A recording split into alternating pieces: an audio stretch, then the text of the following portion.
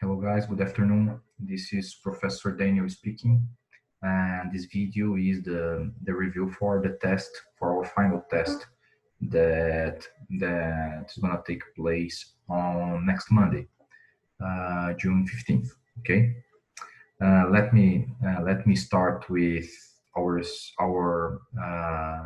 syllabus here. I want just to refresh what's going to be the content that will be part of the test. Basically, test will approach classes 9, 10, 11, and 12. Basically, we're going to have in this test questions about the four cases that we've discussed. Apple Inc. managing a global supply chain, global sourcing at Nike, both of them having as central subject procurement strategies in the global context. We're going to also have questions related to the case Ferrero Group securing supply for hazelnut, having as central subject from outsourcing to vertical integration. And lastly, we're going to have Toyota's case using suppliers network to learn faster, having as central subject improving suppliers' capabilities and collecting results from it. Okay. Well, I will make this review using the PowerPoints, and my suggestion is to you to study through the PowerPoints, through the materials that I prepared and share with you through eClass.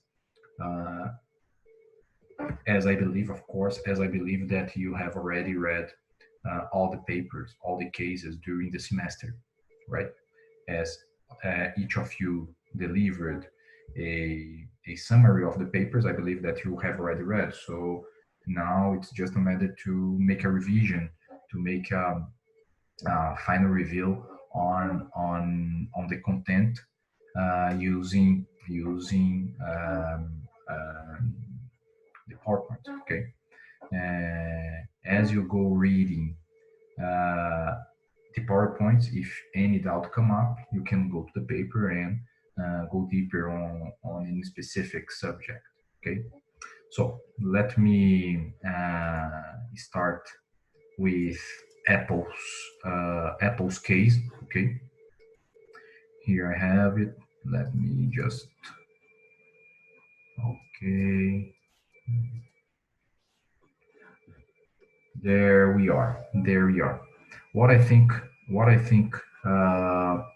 it is important to you to be concentrated regarding this case. Okay. Here we talked about several aspects related Apple and Apple supply chain, but I guess that most important things that you should focus are procurement strategy at Apple and product assembly at Apple, how Apple deals with product assembly and procurement strategy. Okay. If we go further on this class, you're gonna see that from this slide onwards, I divided my speech into 5 topics. Okay, and you see here new product development, procurement, product assembly, logistics, and retail. In the following slides, you're gonna see that each of these boxes are opened and discussed in a deeper manner. So focus on the discussions on procurement and discussions on product assembly, and also on retail experience. So if we open this slide, you're gonna see that procurement strategy is opened into several ideas, several concepts. My suggestion to you is to focus on why key components are outsourced by Apple from one single manufacturer, basically, and actually mostly on the strategies that Apple adopted in the field of procurement strategy to mitigate issues related to a lack of products at the supplier. So you're gonna see here that Apple basically adopted four main strategies to mitigate, to reduce the risk of lack of products in the supplier. If the supplier doesn't have components to offer to sell to Apple, Apple will be severely hit. So Apple adopted those four strategies, those four actions here to mitigate this risk. I suggest you to be aware about this. Okay. In addition to this, going to product assembly, I guess it is important to understand why Apple decided to outsource product assembly from a Chinese supplier, from Foxconn, instead of outsourcing in the United States, or instead of assembling by itself in the United States. Basically, it is a matter of cost versus skilled workforce. What does it mean at the end? It means that in China, Apple could find high-level professionals, high-level workforce, well-trained workforce at a lower cost than if it was in the United States. Okay, here we have um, a fragment of test that shows these very well. Apple needed 8,000, almost 9,000 engineers to oversee and guide 200,000 assembly workers. In China, it took 15 days to find them. In the United States, it would take as long as 9 months. So it is much easier. It is much easier to find high-skilled workforce in China at a lower cost than in the North America. So this is the main reason why product assembly was established in China. Okay. Lastly, about this paper, I would focus on the retail experience here. Basically, I would what we discussed here were the main aspects related to this strategy of vertical integration towards distribution, retail. So Apple was innovative in this strategy. None of the competitors had their own stores spread over main markets, and Apple started the strategy. So it was a very innovative strategy that brought to Apple very good results. So here we have an explanation on the retail experience of Apple. I suggest you to read this carefully and be prepared to questions related to this. Okay. So regarding Apple's case, I guess these are the most important topics that I would take care of. I would pay attention. Okay. Uh, regarding minute regarding Nike's case. Let me open here Nike's case.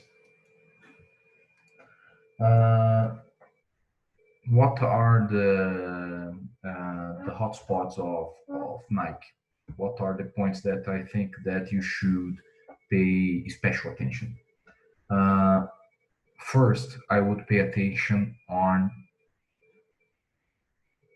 paper score. What's the central issue that the paper discusses? What's the central issue that the paper brings to the reader? The central issue of this paper is how large corporations in the apparel and footwear industries like Nike deal with problems related to the suppliers, problems related to the procedures adopted by the suppliers that related to that can cause damages in environment, or that can have implications in labor conditions, and how those large corporations deal with these problems at the supplier level, and the impact that those problems have on the image, on the image of the company with the public in general. In other words, this slide shows well what I mean. You see here, Nike shoe plant in Vietnam is called unsafe for workers.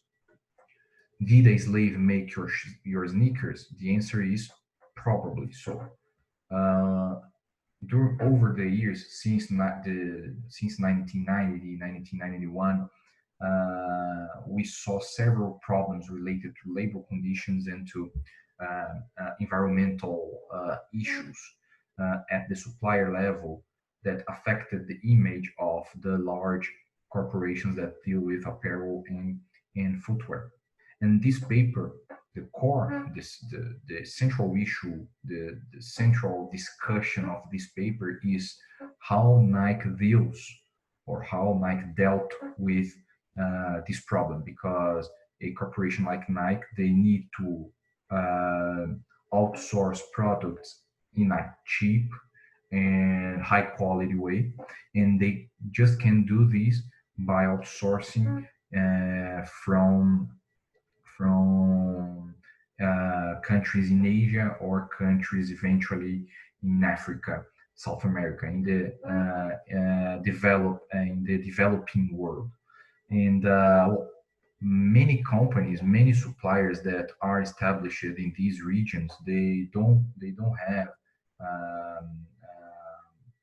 procedures, well established procedures on how to deal with labor conditions and environmental issues. So always when a supplier like that is identified with a problem related to labor conditions or environmental issues,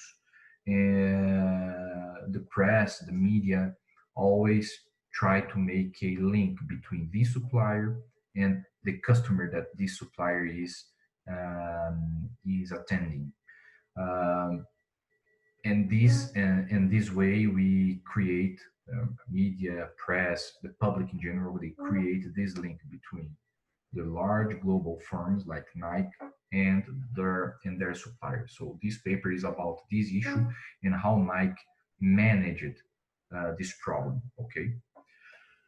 So I would focus firstly on what is the core, what is the central issue of this paper.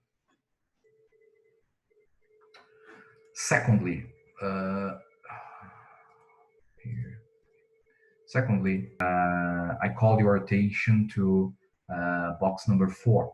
Okay, box number 4. Let's see what we have in the box number 4. Box number 4 is divided into 3 smaller boxes: managerial challenges,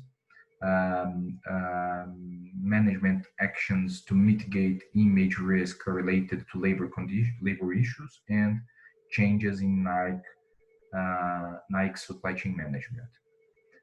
I would focus on the third one: changes in Nike's supply chain management. Let's see what's the discussion inside this box.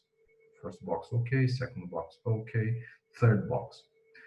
In the third box, it is brought to you the 4 actions that Nike implemented since 2008 until 2017 in order to mitigate image risks related to labor conditions and environmental issues at supplier level. Okay, I would pay attention. I would give a special attention on these 4 actions that Nike performed since 2008 to 2017. Okay.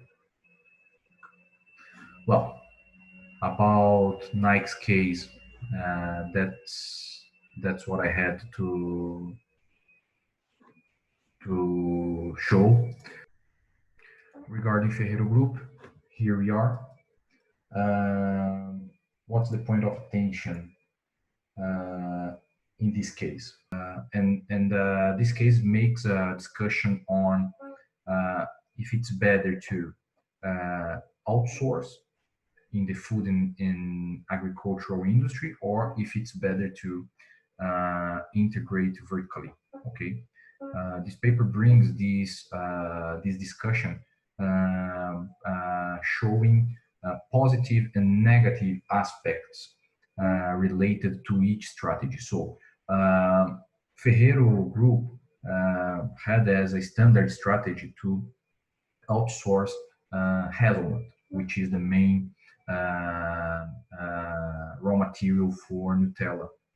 They always outsourced this raw material. So,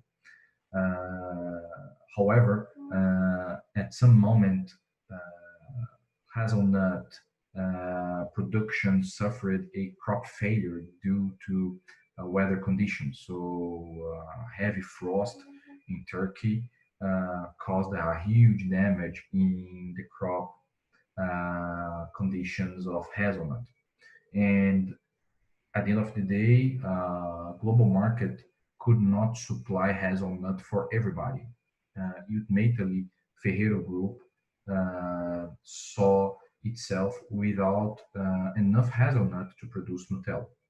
Okay, and this situation took Nutella to think about if it would be a good idea to keep outsourcing this important hazelnut, this important raw material, or if it would be better um, um, uh, to integrate vertically backwards to the hazelnut production. Okay, the paper doesn't give us a answer, but the paper gives us a pros and cons, downsides and upsides of each strategy. I would focus on this. I would focus on what are the upsides and what are the downsides of first outsourcing hazelnut from a third party and integrate vertically backwards to the production and having hazelnut in-house. Okay, I'll give you the answer. When we outsource, when Ferreiro outsourced hazelnut from third parties, they had as the main pro or the main upside the fact that the cost of this strategy was low. So the firm didn't need to deploy money, deploy capital to buy land, to pay workforce, to produce, to have the agricultural production of hazelnut. They simply went to the market and bought the product. Okay, this is the main upside of outsourcing hazelnut. The downside of outsourcing hazelnut is related to risk mitigation. They faced this problem. So in an extreme scenario in which we have a huge crop failure, uh, a company like Ferreiro doesn't have many tools to manage the lack of supply. Okay, ultimately, Ferreiro is in supplier's hands, so there is nothing to do if there is a lack of raw material in the market. Okay, so this is the main downside, the lack of tools to mitigate risk of lack of raw material.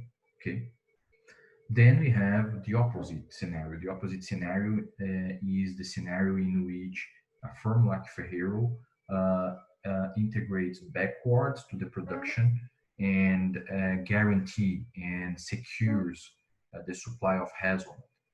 This is the main upside of this strategy. The main upside is that you reduce to almost zero the risk of of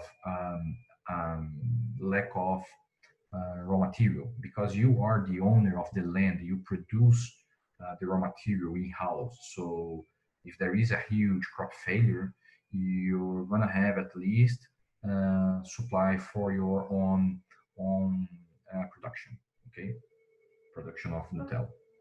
The main downside of this strategy is related to the capital that we need to invest in order to have this type of strategy. We need to, as I said before, we need to buy land, we need to pay workforce. So you're gonna have to increase the level of expenses in your operation. Okay, and this is bad, and this is bad from a capital deployment standpoint. So uh, I would focus on these aspects of this paper.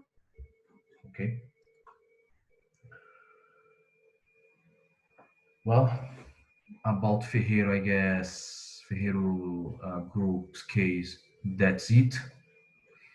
Let me open here the last case. The last case is our um, Toyota's case.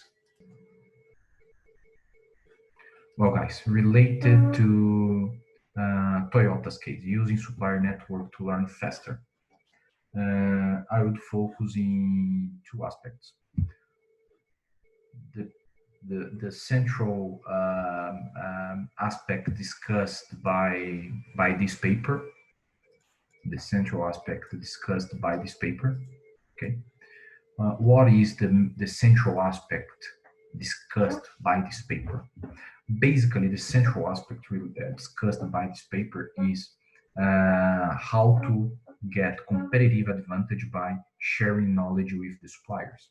Okay, this paper shows actually that a company can collect competitive advantage by opening its knowledge to the suppliers.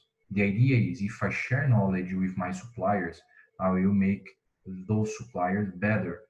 They will have a higher performance, and I will collect the benefits from having high performers suppliers. But this is against the most dominant theory in competitive advantage, one of the most dominant theories in the competitive advantage, competitive advantage that says that, I mean, competitive advantage is created from special resources. Resources that create competitive advantage for a firm are um, are valuable, rare, imperfectly imitable, and organized for value generation. They have those four characteristics. And a firm that have resources that generate competitive advantage need to take care of them. They need to hide from the competitors, from the market, what are the sources of their competitive advantage.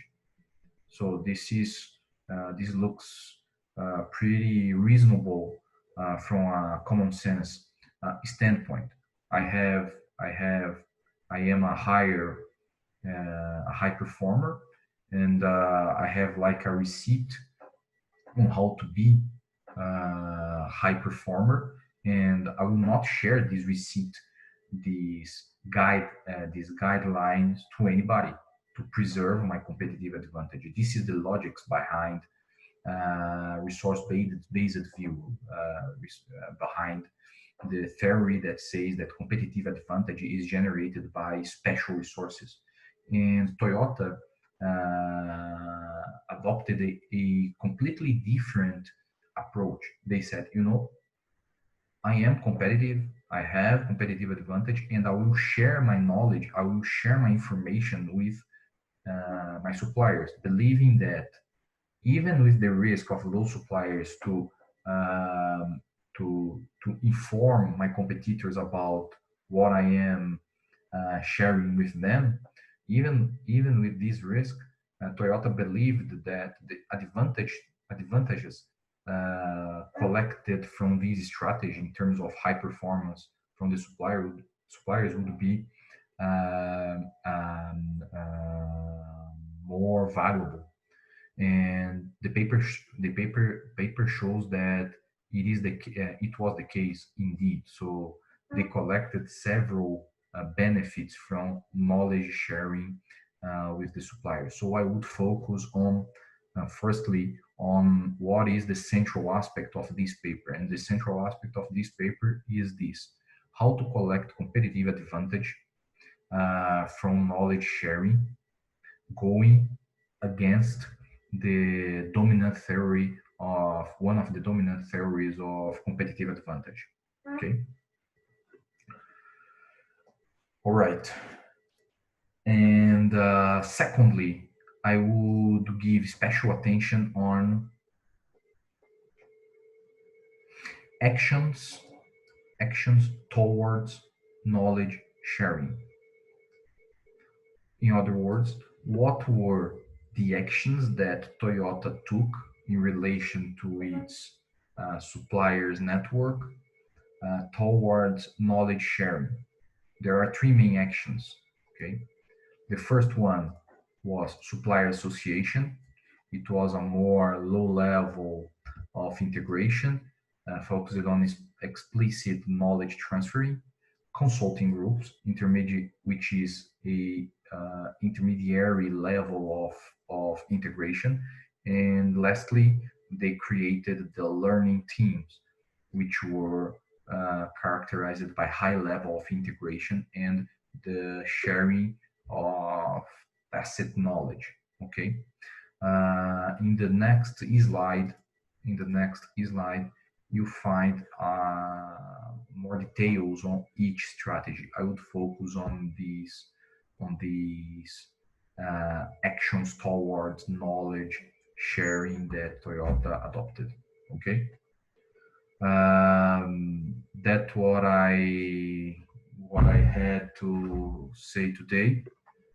uh, I would focus on those three main strategies. Okay. Well, I guess that's it. That's what I had to to say today. If you have any doubt, you know how to find me. I wish you guys a very good weekend and a very good test on Monday. Bye bye.